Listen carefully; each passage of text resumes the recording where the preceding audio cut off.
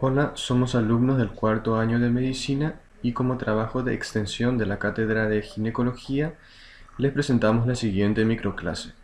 ¿Qué hay que saber del VIH-Sida? En cuanto al contenido o los temas a abordar en esta microclase son: ¿qué es VIH? ¿Qué es SIDA? Formas de transmisión, test de VIH, tratamiento, vivir con VIH, métodos de prevención, preservativo, mitos y errores en el uso, COVID-19 y VIH y la conclusión. ¿Es lo mismo VIH que SIDA?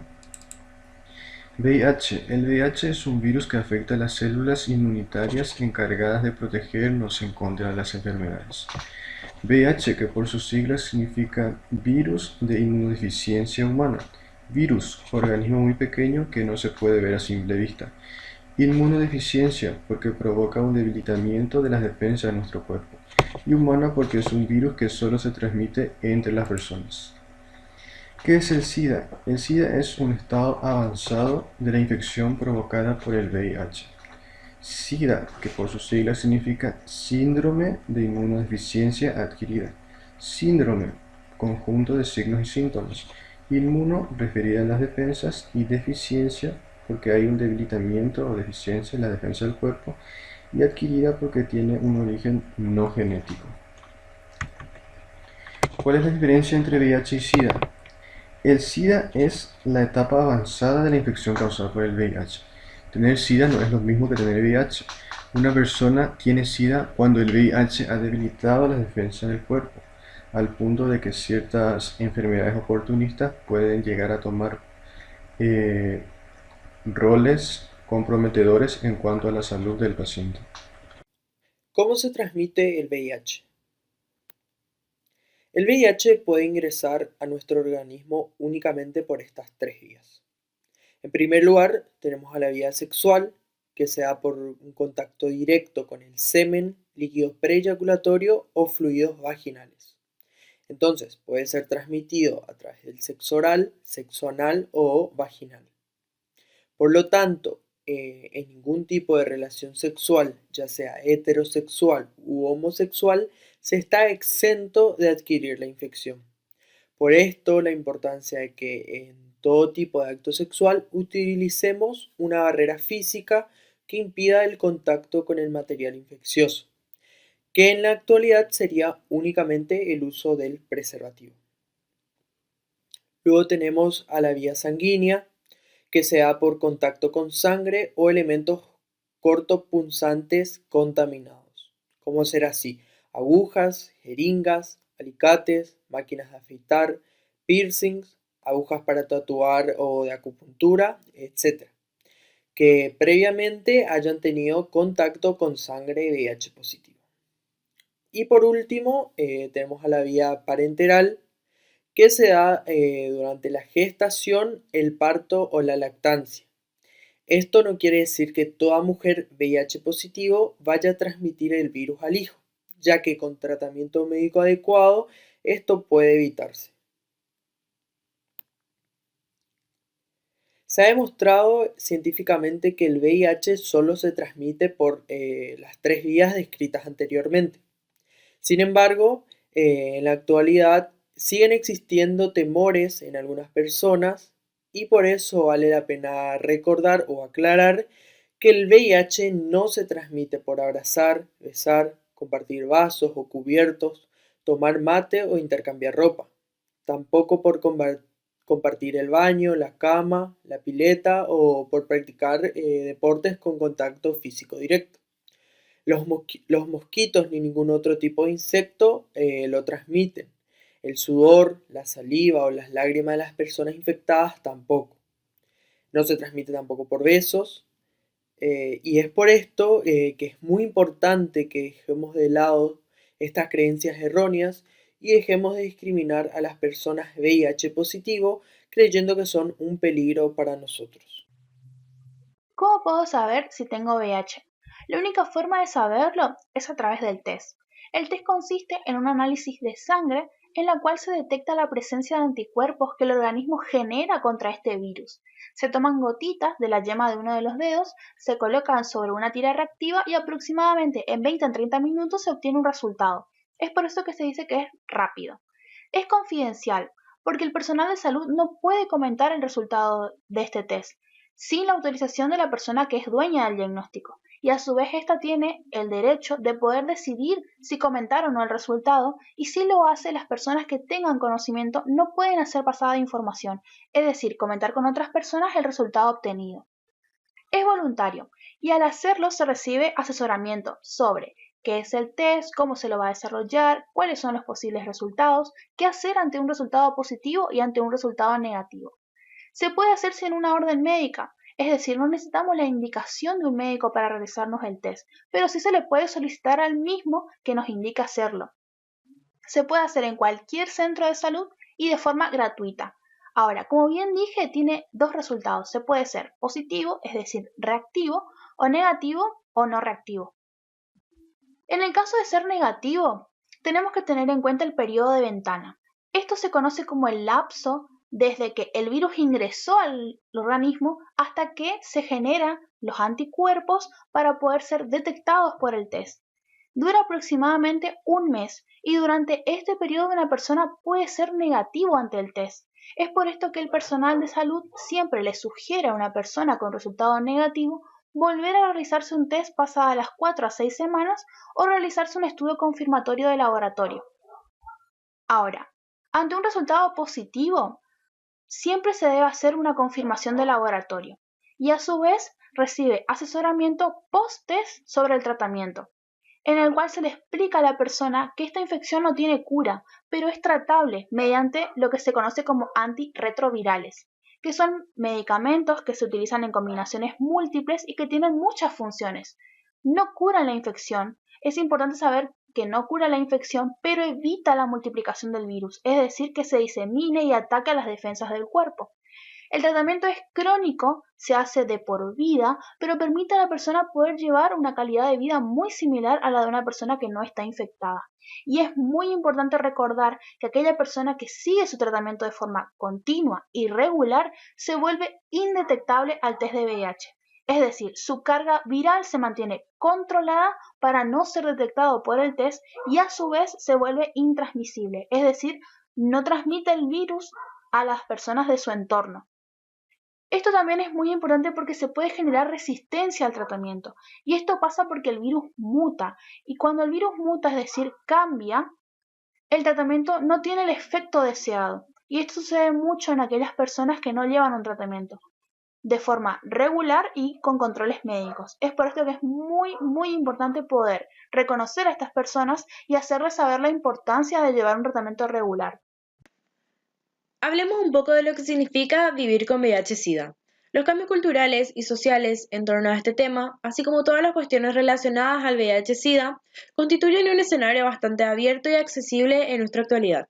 Sin embargo, como son cambios culturales, son procesos lentos, y aún en nuestros días siguen existiendo cierto tipo de prejuicios o actitudes negativas en torno a lo que es el VIH-Sida.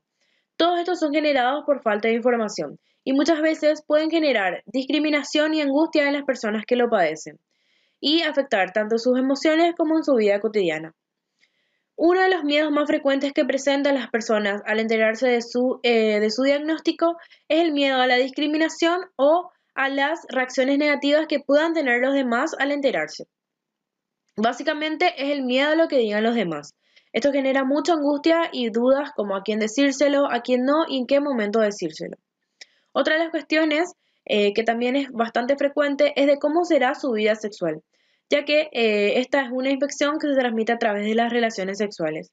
Y también surge la duda de que si podrán o no tener hijos. Es importante saber que las personas que tienen VIH pueden realizar todas las actividades que se propongan y que tengan ganas de hacer. Todo esto gracias a los avances científicos, como por ejemplo un tratamiento sencillo y eficaz, que logra mejorar la calidad de vida hasta el punto de considerar al VIH como una infección crónica.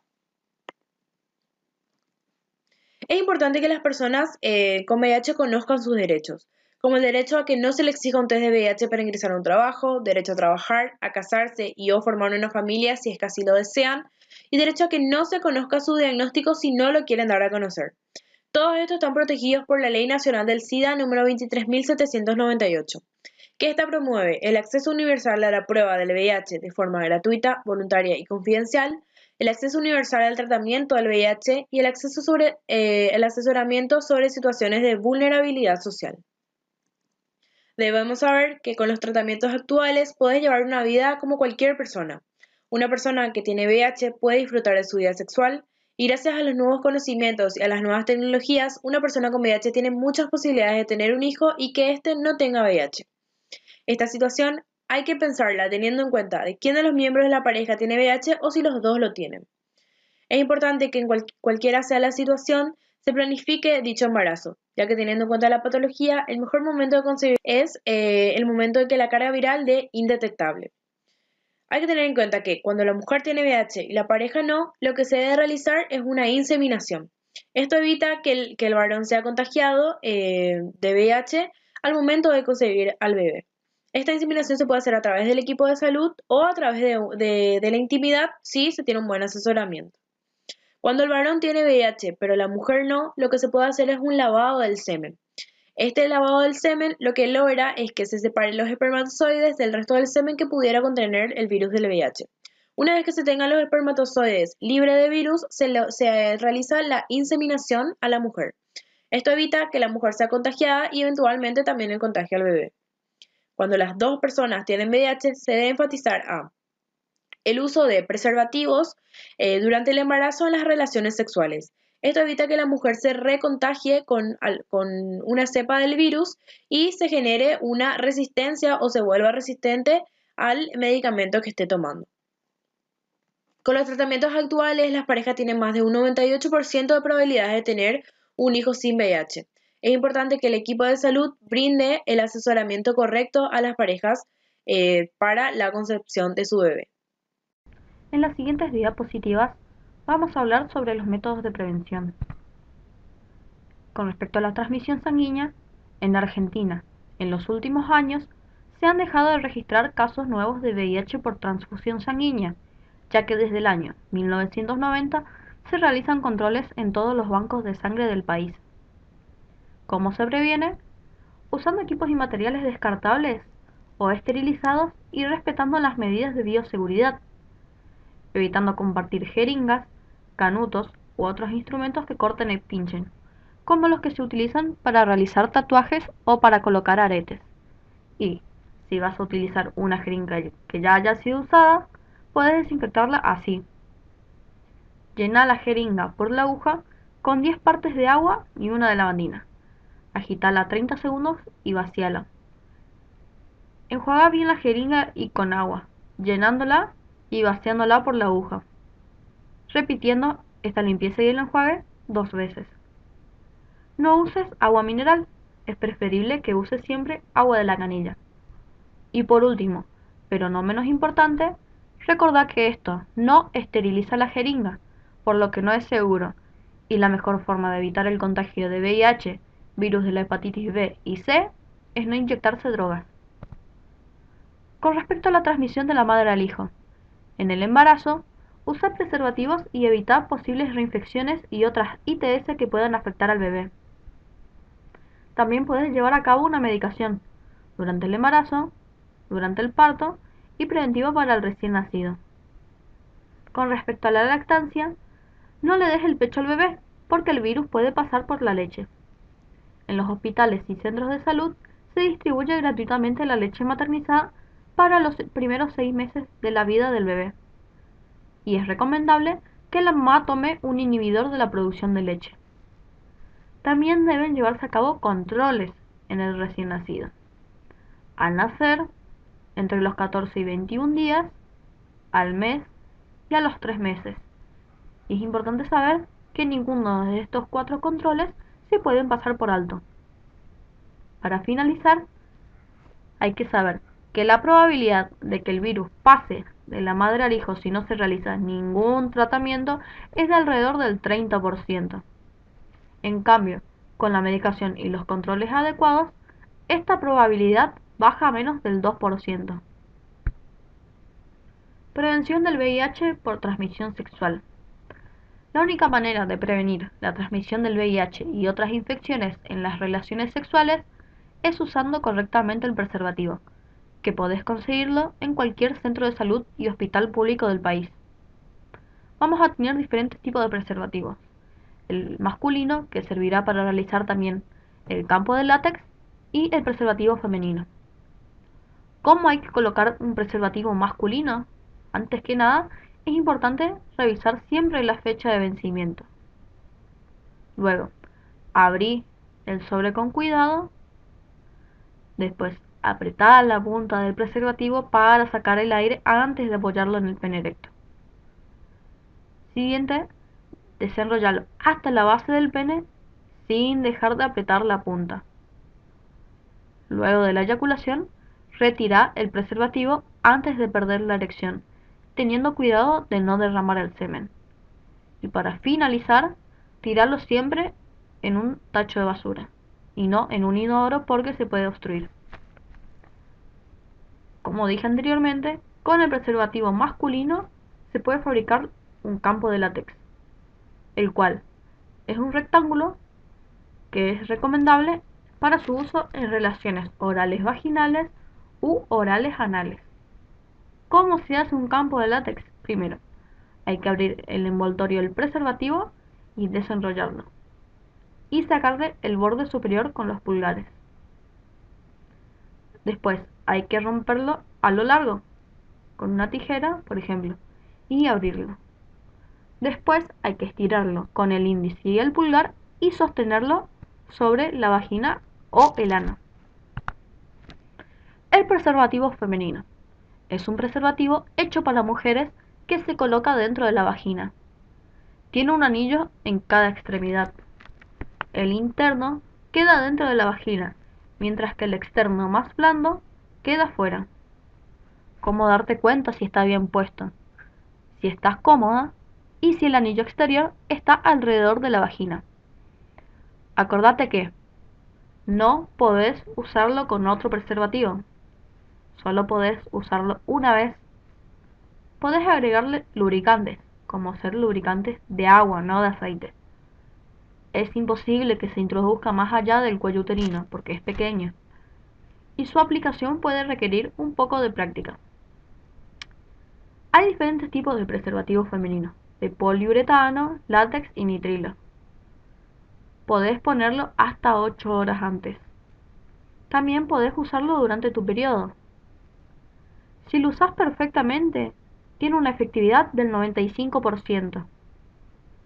También tiene como beneficio que cubre una zona más amplia de la vulva. Nunca, nunca, nunca uses el condón femenino y masculino al mismo tiempo, porque pueden romperse con la fricción. ¿Cómo se coloca un preservativo femenino? Primero, abra y retire con cuidado el condón femenino y su envoltura para evitar que se rompa. El anillo interno más grueso, que tiene el extremo cerrado, se coloca dentro de la vagina y mantiene el condón en su sitio. El anillo externo más fino permanece en la parte exterior, cubriendo la abertura vaginal. Póngase en una posición cómoda. Sostenga el borde externo del condón por el extremo cerrado. Apriete ambos bordes del anillo interno con el índice y el pulgar e introdúzcalo en la vagina. Utilice el dedo para empujar el anillo interno tanto como le sea posible. El condón se abrirá por sí mismo sin que usted lo note. Asegúrate de que el condón no esté torcido. El anillo externo más fino debe permanecer en la parte exterior de la vagina. Luego, guíe el pene de su pareja hacia la abertura del condón femenino. Para retirarlo, gire suavemente el anillo externo y saque el condón femenino de la vagina. Y finalmente, como el preservativo masculino, tírelo a basura después de usarlo una vez y no lo reutilice. Para finalizar, vamos a hablar sobre mitos y prejuicios de los preservativos. Un mito o más bien un prejuicio, también es: si uso dos juntos es más efectivo. Como vimos anteriormente, esto no es cierto porque la fricción puede provocar que uno se rompa. Los preservativos gratuitos del Estado son de mala calidad. Esto es falso porque los preservativos del Estado pasan por los mismos controles de calidad que los que compras. Los preservativos son muy chicos. Esto es mentira porque hay de todos los tamaños y para todos los gustos. Es una responsabilidad del varón tenerlos. La responsabilidad de tenerlos a mano y usarlos es compartida. Pueden causar impotencia. Esto es falso. La impotencia tiene causas emocionales y fisiológicas. Es común que el preservativo se rompa. Si lo colocas correctamente no deberías tener problemas. Hay que inflarlo para ver que no esté roto. Todos los preservativos pasan por controles de calidad, por lo que al manipularlo podés romperlo o contaminarlo. Con respecto a los errores que tenés que evitar, primero, olvidar apretar la punta al colocarlo. Esto puede hacer que quede aire y se rompa. Llevarlo en la billetera. La fricción puede dañar al látex. No chequear la fecha de vencimiento. Un preservativo vencido pierde efectividad. Esperar a perder la erección para quitarlo. El preservativo puede quedar adentro. Pensar que es reutilizable. Después de eyacular o perder la erección, hay que usar uno nuevo. Exponerlo al sol o al calor puede dañar el látex. Abrir el envase con los dientes o una tijera. Esto puede hacer que se rompan. Siempre hay que abrir el envase de los preservativos con los dedos. Usar un lubricante a base de aceite puede dañar el látex. Siempre usar base de agua. Ponerse dos juntos, como dos preservativos masculinos o un preservativo masculino con uno femenino. Esto, otra vez la fricción puede romperlos.